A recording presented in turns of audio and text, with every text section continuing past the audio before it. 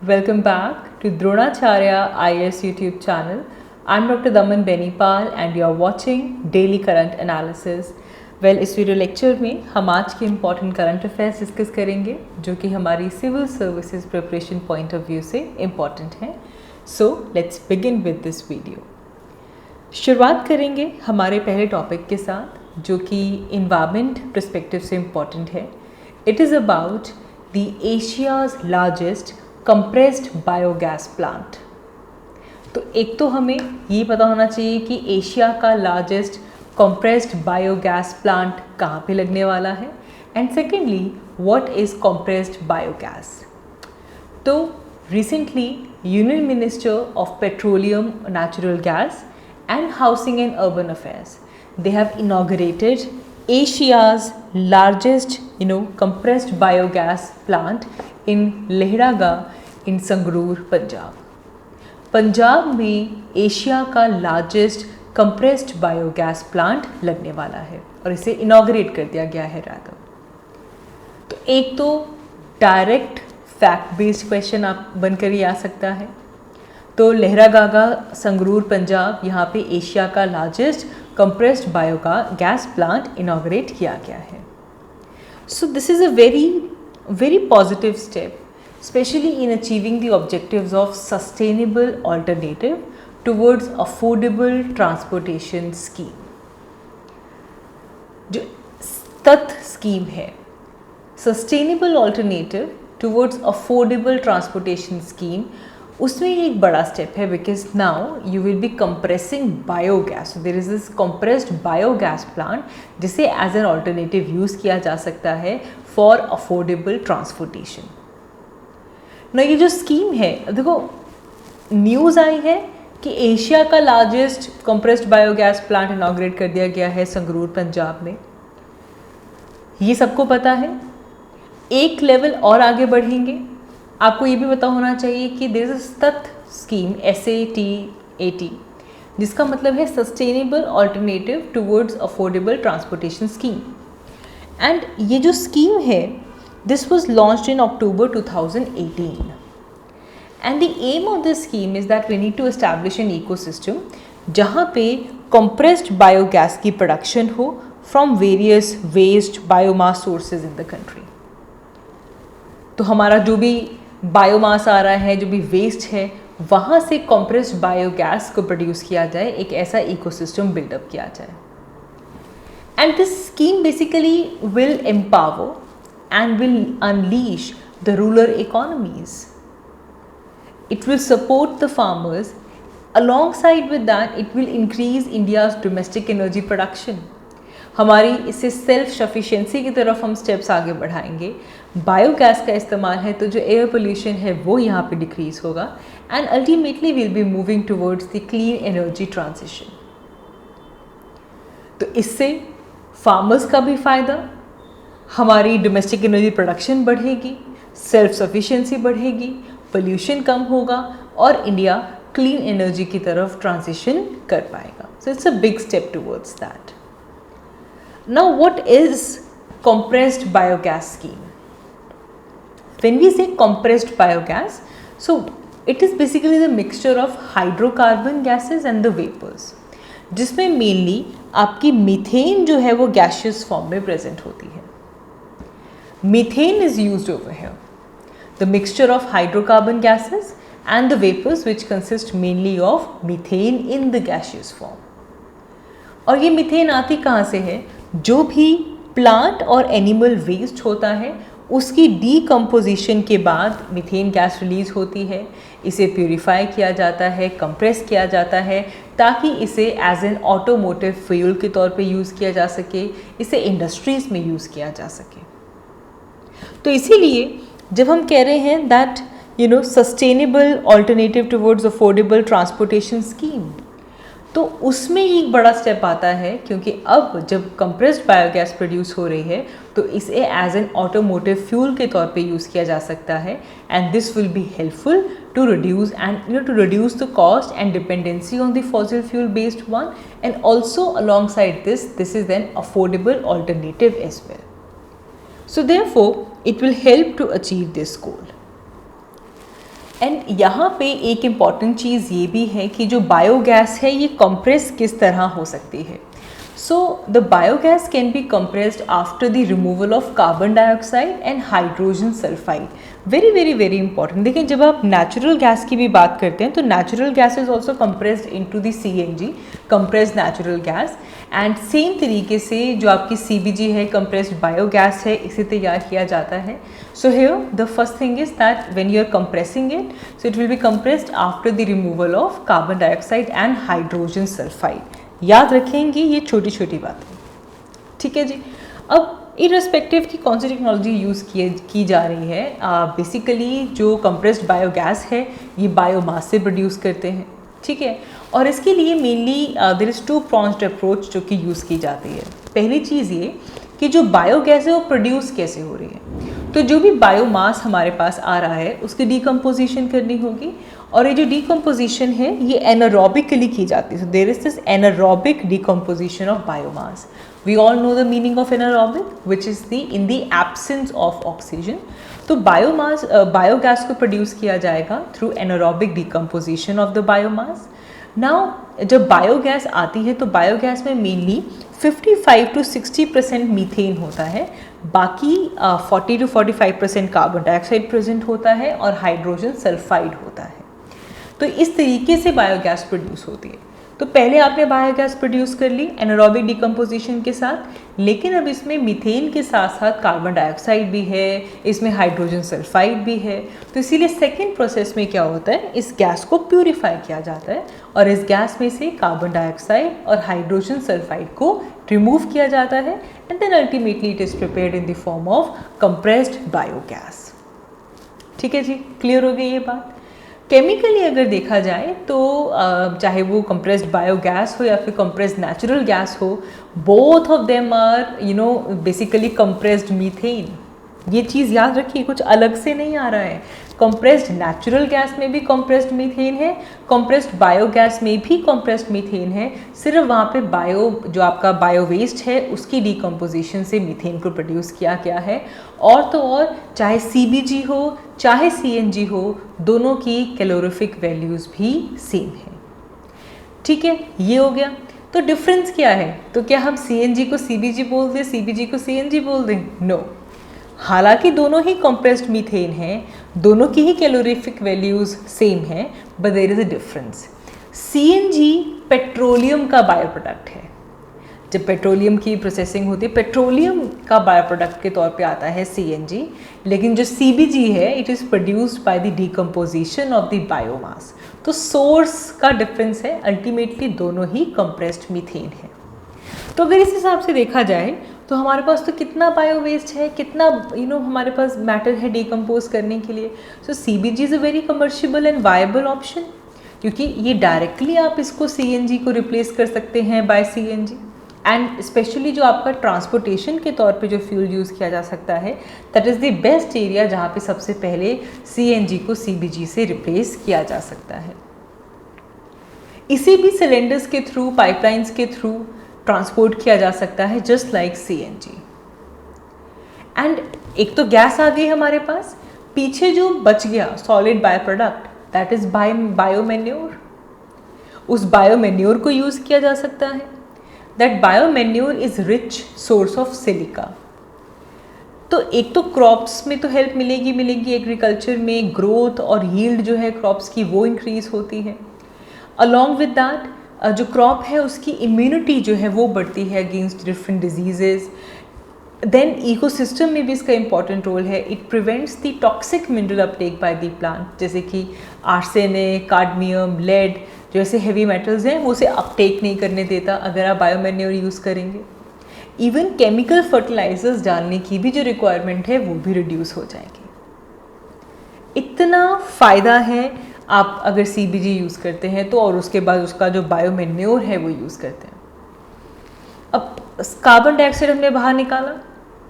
So when you are purifying the biogas you can produce liquid और solid carbon dioxide. और liquid और solid carbon dioxide की बहुत demand है, क्योंकि फूड प्रिजर्वेशन में, फायर एक्सटिंग्विशर में कार्बन डाइऑक्साइड को यूज़ किया जा सकता है. तो बेसिकली एक सर्कुलर इकोनॉमिक ग्रोथ बन जाएगी। सीबीजी के प्रोडक्शन से लेकर उसके जो बायो प्रोडक्ट्स निकल रहे हैं उनकी इंपॉर्टेंस भी इतनी है। So this will give a chance for creating a circular economic growth. So this is important. तो एक तो आप अभी कमेंट बॉक्स में लिखेंगे कि एशिया का जो लार्जेस्ट कंप्रेस्ड बायोगैस है, बायोगैस प्लांट है, वो कहाँ पे लगा है। So it is in Lehragaga Sangrur Punjab. ठीक है। सेकेंडली आप मुझे बताएंगे कि you will write the name of the scheme, कि इस कंप्रेस्ड बायोगैस को हम किस स्कीम की तरफ यूज़ कर सकते हैं। So the answer is SATAT scheme, sustainable alternative towards affordable transportation scheme. Okay. दूसरी चीज़ इस आर्टिकल से हम क्या निकालेंगे कि CNG and CBG both are basically compressed methane. ये चीज़ याद रखनी, बोथ आर कंप्रेस्ड मीथेन। ठीक है। So this is what we going to take away from this particular article. Moving ahead, हमारा अगला article health point of view से important है। It is about polio eradication. Now polio eradication is in news because recently एक world health summit हुआ था जिसमें global leaders ने ये कमिट किया है that they will be donating $2.54 billion which is approximately 19 crore rupees for eradicating polio. And over here even the Bill and Melinda Gates Foundation, they have pledged that around $1.2 billion to the largest international public health initiative जो कि polio की eradication के लिए काम करता है, that is Global Polio Eradication Initiative। ठीक है। अब एक तो पहले पोलियो के बारे में जानते हैं, इसके सिग्निफिकेंस के बारे में जानते हैं। फिर रिसेंटली ये अनाउंसमेंट हुई है वर्ल्ड हेल्थ समिट में, तो एक तो वर्ल्ड हेल्थ समिट क्या है ये देख लेते हैं, and then also what is global polio eradication initiative. So ये कुछ इंपॉर्टेंट चीज़ें हम यहाँ से डिस्कस करेंगे, mainly prelims point of view से इंपॉर्टेंट है। Now when you talk about wild polio virus, so it is endemic in just 2 countries, Pakistan and Afghanistan. Very very very important. Endemic का मतलब क्या है? What is the meaning of endemic? It is a disease which occurs with in a area और a community. मतलब आप pandemic और epidemic में difference लेकर आ सकते हैं। मलेरिया एंडेमिक है, एक एरिया में एक पर्टिकुलर डिजीज़ हो रही है, लेकिन अगर यही पूरे के पूरे रीजन में फैल रही है दैट बिकम्स पेंडेमिक। ठीक है। So endemic is restricted to that particular area. तो इसलिए जब हम पोलियो वायरस की बात करते हैं, जो वाइल्ड पोलियो वायरस है, it is endemic in 2 countries which is Pakistan and Afghanistan. हालांकि पोलियो के न्यू डिटेक्शंस भी हुई हैं इस साल, स्पेशली जो पोलियो फ्री कंट्रीज़ हैं like US, Israel, UK, south eastern Africa, वहाँ से न्यू डिटेक्शंस पोलियो को लेकर हुई हैं। एंड दिस, ये जो फंडिंग इतनी दी गई है, this will help, this will support vaccinating around 370 million children annually over the span of next 5 years।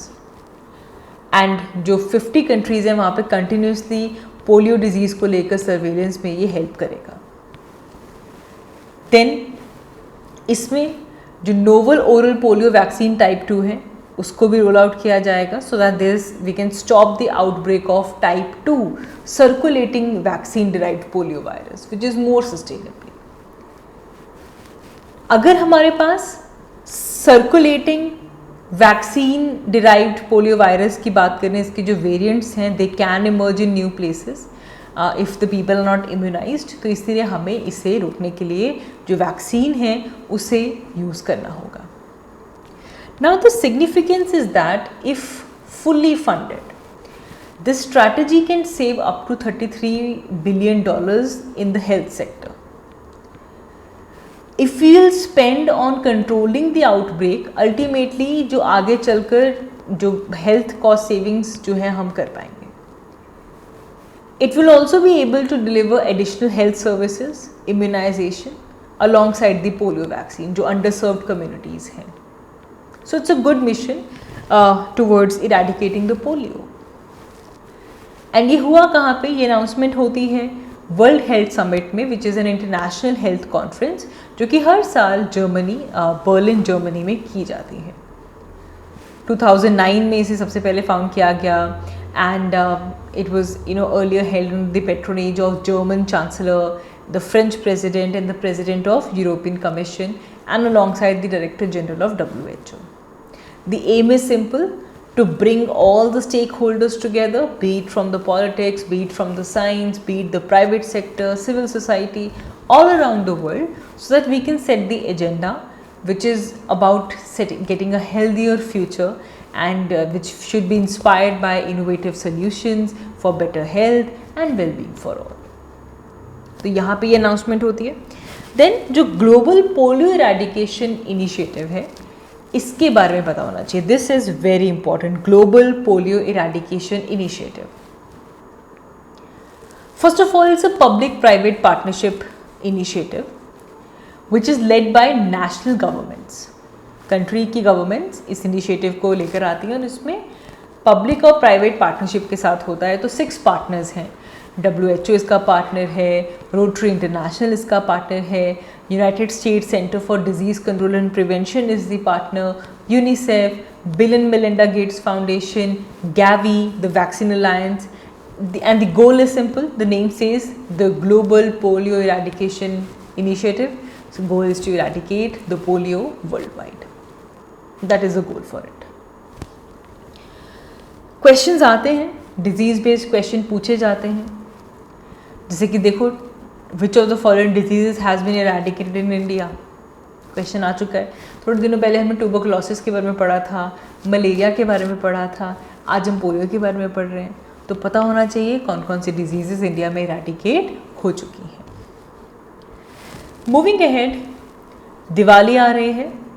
I want to wish everyone in advance happy Diwali. May your Diwali be full of prosperity, good health, and it should bring a lot more discipline in your preparation and you get good results out of it. You should learn new things every single day. Now I'm giving the Diwali wishes in advance because I'm going to talk about green crackers. Green crackers, पटाखे फोड़ते हैं दिवाली पे, तो इसलिए green cracker के बारे में पता होना चाहिए. Now according to NGT, the green crackers are only permitted in those cities and towns where air quality is moderate or poor. ऐसे towns जहाँ पे air quality moderate है या poor है, वहाँ पे सिर्फ और सिर्फ green crackers ही permitted हैं. कोई और पटाखा वहाँ पे नहीं चला सकते. तो क्या है green cracker? Green crackers are developed by CSIR, Council of Scientific and Industrial Research. Be it green cracker, be it traditional cracker, both of them causes pollution. फ़र्क सिर्फ इतना है, green cracker causes 30% less pollution as compared to traditional ones. Pollution दोनों करते हैं. So therefore I would like to say, using this platform, say no to crackers. दिए जलाएं, ठीक है. Say no to crackers. सिर्फ और सिर्फ आप एयर पोल्यूशन में कंट्रीब्यूट करते हैं. एंड रादर दीपावली है, दीप को यूज़ करके, दियों को यूज़ करके दीपावली सेलिब्रेट कीजिए. जिनसे आप दिए खरीदने जाएंगे, लुक एट आप इकोनॉमी में एक कितना ज़्यादा कंट्रीब्यूट कर पाएंगे. ठीक है, चले. Anyhow, coming back to the topic, जो ग्रीन क्रैकर्स हैं they cause 30% less pollution than the traditional ones. जो एमिशंस हैं वो यहाँ पे रिड्यूस हो जाती हैं. Even it absorb the dust. It does not contain any hazardous element जैसे कि बेरियम नाइट्रेट. हमने हमारे आई गेस लास्ट वीडियो जो थी, कल की वीडियो में डिस्कस किया था कि जो क्रैकर्स में ग्रीन कलर आता है फायरवर्क्स में, वो बेरियम यूज़ करके है. और बेरियम कितना टॉक्सिक एलिमेंट है. ठीक है, तो ऐसे जो हजार्डस एलिमेंट्स हैं बेरियम नाइट्रेट जैसे, उनको यूज़ नहीं किया जाएगा. They are made with reduction in the size of shell. जो एस यूजेज है उसे भी यहाँ पे एलिमिनेट किया जाता है. there is reduced usage of raw materials, uniform acceptable quantity which can lead to reduction in the particulate matter, gaseous emission. So this is why, क्योंकि इन सभी रेगुलेशंस के हिसाब से ग्रीन क्रैकर्स को बनाया जाता है, देयरफॉर दे आर प्रेफर्ड। जो टॉक्सिक मेटल्स हैं उनको रिप्लेस करके लेस हजारस कंपाउंड्स यूज़ किए जाते हैं। अच्छा, ग्रीन क्रैकर्स में पोल्यूशन थोड़ा कम होता है और जो साउंड ये प्रोड्यूस करता है उसमें भी रिडक्शन की गई है। तो एयर पोल्यूशन के साथ साथ नॉइज़ पोल्यूशन को भी यहाँ पे ये थोड़ा कम करता है। कैसे पता चलेगा आपको कि आपने जो क्रैकर खरीदा है? पहली बात तो खरीदना नहीं है हमने, ठीक है। Those who agree with me write in the comment box no crackers, ठीक है। This Deepawali no crackers, okay. Anyhow, if somebody is buying, how they will identify the green cracker? Green cracker fall under 3 categories: swas, suffle and star. स्वास जिसे हम कहते हैं is the safe water releaser, ठीक है, and it has a small water pocket droplet which get released when it burst. तो basically vapour की form में ये निकलता है और जब पटाखा फूटा तो जो डस्ट निकलती है ना, वो उसको सप्रेस कर लेता है। It does not have potassium nitrate, potassium sulphur. तो it's a safe water releaser जिसमें एक छोटी सी वाटर की पॉकेट होती है, ड्रॉपलेट होती है। पटाखा फूटा, वाटर वेपर आया, उसने डस्ट को वहीं पे रोक लिया। फिर है स्टार। स्टार क्या है? Star is basically the safe thermite cracker. It does not have potassium nitrate or sulfur, and therefore it reduces the emission of particulate matter disposal, and it also reduces the sound intensity. तो वो है star. फिर है सफल। सफल is the safe minimal aluminium which is the minimum uses of aluminium which is needed, उतना use किया जाता है। एल्यूमिनियम की जगह पे मैग्नीशियम यूज़ किया जाता है, तो इससे भी जो साउंड है क्रैकर्स की वो कम हो जाती है। So it is not only suggested कि it is suggested not to buy green crackers from the street vendors, क्योंकि ऐसा हो सकता है कि वहाँ लिखा हो कि ग्रीन क्रैकर है लेकिन है नहीं। You should buy it only from the licence seller. Identification कैसे करेंगे? There is a logo of CSIR and NEERI, ठीक है। CSIR और नीरी का लोगो वहाँ पे बना होता है, and the scanner can be used. QR code app है गूगल प्ले स्टोर पे जिसे आप यूज़ कर सकते हैं, ठीक है जी। अब just for prelims perspective we should know कि ट्रेडिशनल क्रैकर्स में कौन कौन से टॉक्सिक मेटल्स रिलीज होते हैं। तो जब क्रैकर्स चलाते हैं तो जो वाइट कलर आता है ना, that is because of aluminium, magnesium and titanium. इसीलिए हमने सफल में कहा एल्यूमिनियम को कम करो, मैग्नीशियम का यूज़ कर लो, क्योंकि थोड़ा कम हजार्डस है। ऑरेंज कलर आता है कार्बन से या आयरन से, येलो कलर आता है सोडियम से, ब्लू और रेड कलर आता है कॉपर कंपाउंड से, स्ट्रॉन्शियम कंपाउंड से, ग्रीन आता है बेरियम से, चाहे वो बेरियम का मोनोक्लोराइड हो, नाइट्राइट हो, क्लोरेट हो, ठीक है। इन सब को यूज़ करके क्रैकर्स में कलर्स आते हैं, बट इन सब का नेगेटिव इम्पैक्ट है। लेड पॉइजनिंग अभी थोड़े दिनों पहले पढ़ी थी हमने, सीधा नर्वस सिस्टम को इम्पैक्ट करता है। कॉपर से रेस्पिरेटरी ट्रैक्ट को इरिटेशन होती है, सोडियम से स्किन इश्यूज होते हैं, मैग्नीशियम से मेंटल फ्यूम फीवर होता है, कैडमियम एनीमिया कॉज करता है, किडनीज को डैमेज करता है। Nitrate is the most harmful, इससे मेंटल इम्पेयरमेंट तक हो सकती है।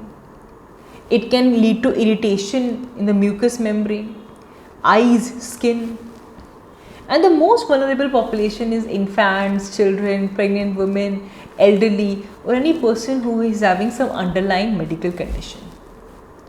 So therefore इन सब वजहों की वजह से जो क्रैकर्स हैं वो हार्मफुल हैं। So I guess that is all for this video. आज की इस वीडियो के लिए इतना ही। Thank you so much for watching. I will see you all in my next one. Thank you.